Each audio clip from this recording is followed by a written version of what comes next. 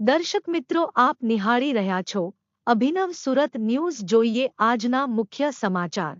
Sachin GIDC અને Sachin police સ્ટેશનની હદમાં સચિન ઇન્ડસ્ટ્રીઝના વિવિધ એસોસિએશન અને કામદાર એસોસિએશનની મદદથી આજરોજ સચિન ખાતે થેલેસેમિયાગ્રસ્ત બાળકો માટે મેગા બ્લડ ડોનેશન કેમ્પનું આયોજન કરવામાં આવ્યું. સુરત શહેરના સચિન અને સચિન જીઆઈડીસી પોલીસ સ્ટેશન વિસ્તારમાં આજે જો એક થેલેસેમિયાગ્રસ્ત બાળકો માટે જો એક મેગા બ્લડ ડોનેશન કેમ્પ રાખવામાં આવેલા છે. જો અમારા આ વિસ્તારના ધારાસભ્ય શ્રી સંદીપભાઈ દેસાઈ સાહેબ, એના જીઆઈડીસીના અમારા મેમ્બરશ્રીઓ જો ઇન્ડસ્ટ્રીઝ જો અને અહીંયા જો અમારા જો કામદારો છે એના સહયોગથી અને પોલીસના અમારા જવાનો અધિકારીઓ આ બધા લોકો જો બ્લડ ડોનેટ કરી રહ્યા છે.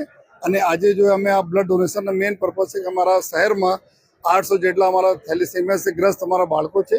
એના માટે જો નિયમિત બ્લડની જરૂરત પડે છે એના બ્લડ અમે અલગ અલગ 7 જો બ્લડ બેંકો આવી છે એના મારફતે એના તક પહોંચાડીએ. આજે 2500 જેટલા બ્લડ યુનિટના ભેગા કરવાને અમારી પૂરી શક્યતા છે જો.